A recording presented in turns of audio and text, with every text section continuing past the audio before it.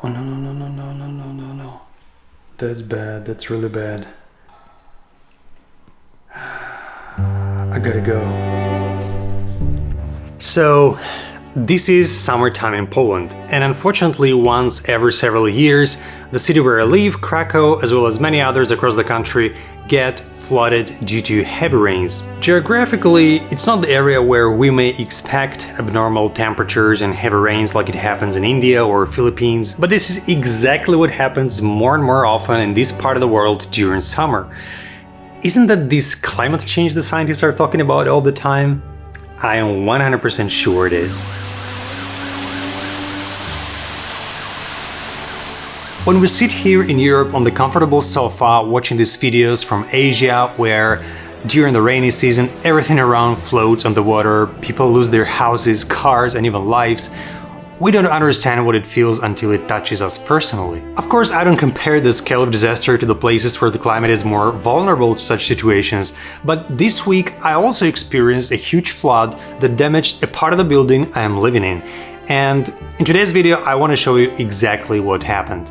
So I live in a multi-story apartment building that stands on a small hill, the bottom part of which is kind of in the depression, so during thunderstorms the -2 level where I have an underground garage is under a huge risk to get underwater.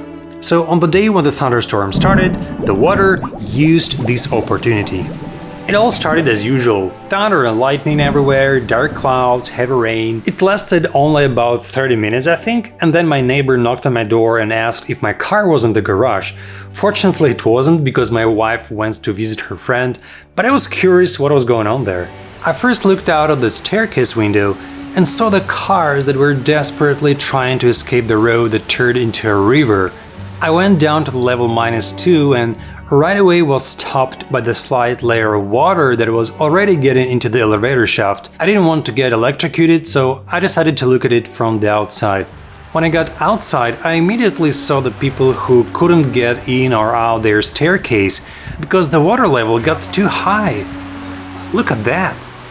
And then I walked further to see how the underground garage is doing, and to be honest, it didn't look so bad. There were still several cars parked. But when I came closer to the door that led outside to the staircase that was half flooded, I realized what could have happened if the door broke.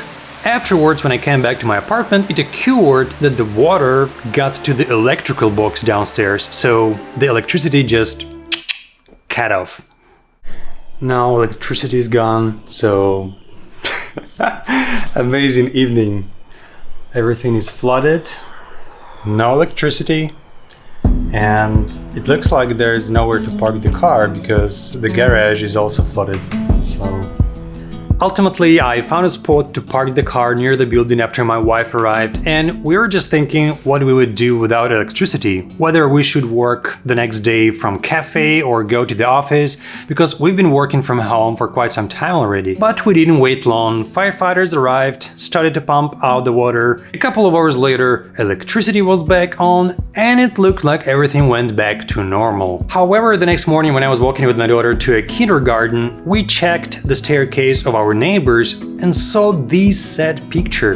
The door with the part of the wall was totally destroyed, and actually you could see the height of the water level from the previous day on the exterior walls. Apart from that, you could feel an awful sewer smell everywhere. Along the road, you could see on the grass some pieces of garbage from the exploded sewage system.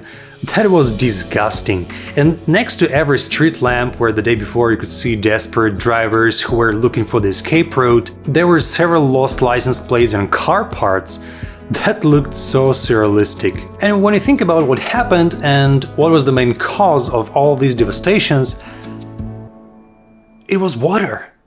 Something we can't live without, and at the same time something that can destroy buildings, infrastructure and lives. Water is powerful, and it's a great weapon of nature. It can use it the way it wants.